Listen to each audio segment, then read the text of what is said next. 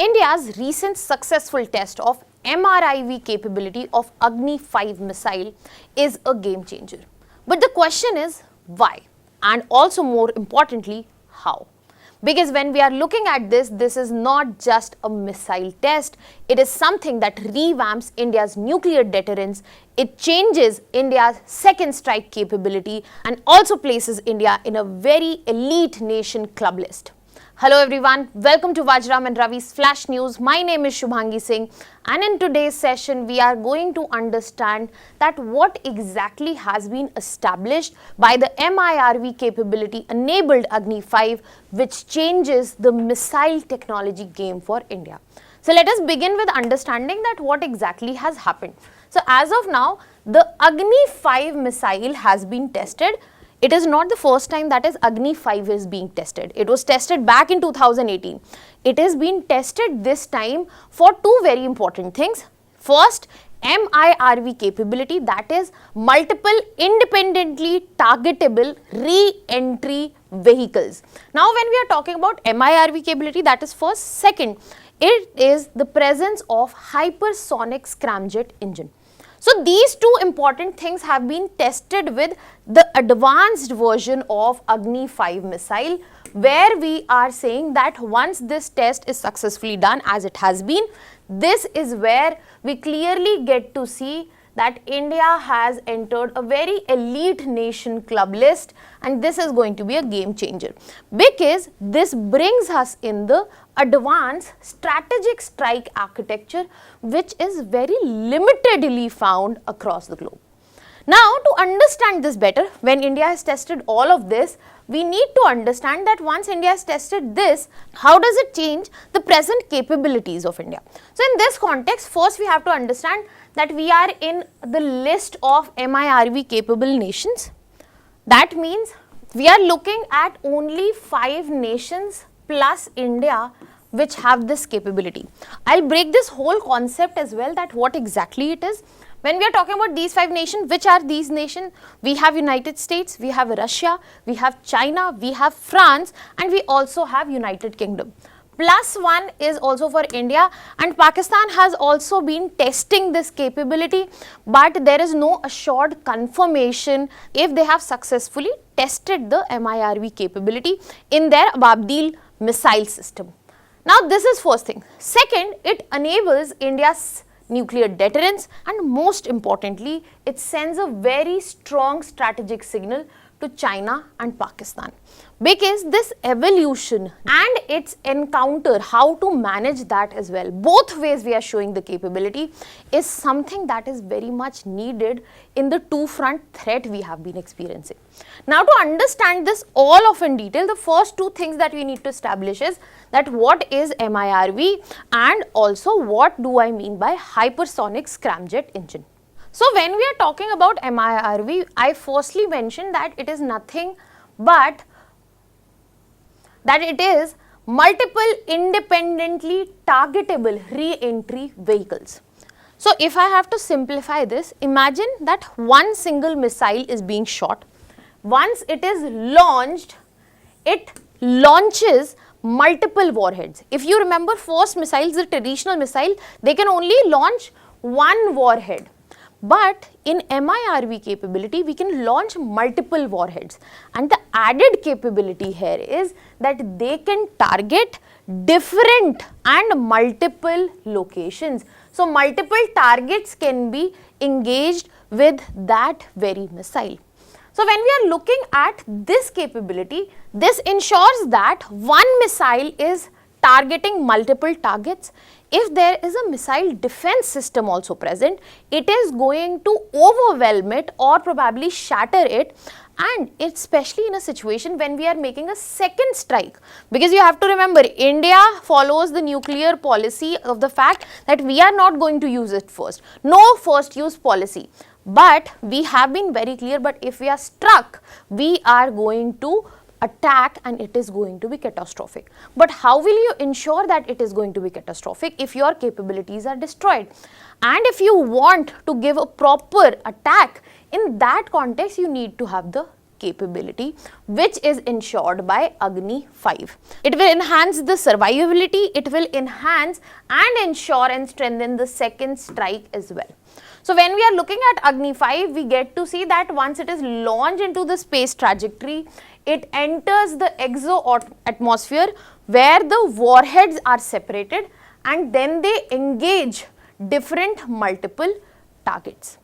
Now this was the first technology that we talked about. Moving to the second one, where we are talking about hypersonic scramjet. Now what is exactly hypersonic scramjet? This is a type of engine which is being used. Why it is being used? Because it allows air breathing. That means the air is being used which is present in the atmosphere for the propulsion, and hypersonic, the word which is being used, it is because of the speed. The speed here is 5 to 6 Mach. That means 5 times faster than the speed of the sound. So when we are looking at the flight speed, it goes 5 to 6 Mach, and when we are looking at sustained flight, it is possible for more than 20 minutes. Now this is again a technology which is mastered only by limited nations. Initially India was dependent for this technology as well. We have imported, we have asked for help, we have been ditched for that, but thankfully we have developed this on our own. Now when we are using hypersonic scramjet, it enables the use of it in hypersonic cruise missiles. It brings the maneuverable, that means moving strike systems, unpredictable trajectories that the missile wants to take is enabled by this very engine, and the strategic response is also faster. Now combining both of these, what do we get? We get the multiple warhead capability targeting by MIRV, extreme speed and movement management by hypersonic scramjet engine, and what we get as a result, that near impossible interception of this missile. That means if the X nation is trying to target this missile, the speed is so much, the maneuverability is so much, and because of that, the targeting of this missile becomes difficult. Now because of these two very capabilities, India is not just going to be a basic nuclear deterrence nation, rather we are moving towards an advanced and strategic deterrence in terms of nuclear capabilities, and this is where we have to understand that this testing has directly contributed to our nuclear deterrence. As we can clearly see, role of Agni-5 MIRV would be very important towards second strike capability, and constantly you have to draw a parallel into the chaotic, vulnerable, almost on the edge world that we are seeing. Wars are breaking out, like the deals are being signed, and we have no idea what will happen next. Furthermore, when we are talking about second strike capability, we are ensuring that if we survive in the usage of nuclear arsenal, the retaliation can be ensured, and this brings a lot of strength to our nuclear triad, because it is not just important that all the wings of the forces have nuclear capabilities, it is also important that they are absolutely functionable, usable, and they also do the assured retaliation that we are talking about as per our nuclear doctrine, and this is what Agni-5 is bringing into the picture. And another aspect that we need to understand, that it is not only about targeting, it is also about overwhelming or using this multiple warheads to disable the defense system. So this is something we can use against missile defense as well. So when we are trying to protect and when we are trying to damage, in both of the contexts the usability exists. And when we are talking about Agni-5, and as I said, this is an advanced version, this should bring our attention to the whole series of the Agni missile, which I am going to talk about now. Because Agni-5 coming in with MIRV capability places us into an international foray. We were initially just a regional missile capability, but now we are the ones which can go above and beyond 5,000 kilometers. Because if we are talking about Agni-5, the range coverage that you clearly get to see is 5,000 kilometers. When we are talking about others previous, such as Agni-1, 700 kilometers, Agni-2, 2,000 kilometers, Agni-3, 3,000 kilometers. So you can clearly see Agni-2 gives a clear coverage towards Pakistan. Agni-3, certain regions of China. Agni-4, full coverage. And when we are talking about Agni-5, major parts across Asia are easily covered. So as of now, we have long range coverage, and this is what strategic deterrence means to us. And this is not the only thing that we need to focus on. We need to focus on the fact that this is indigenously built. We are not importing technology, we are not dependent in terms of technology.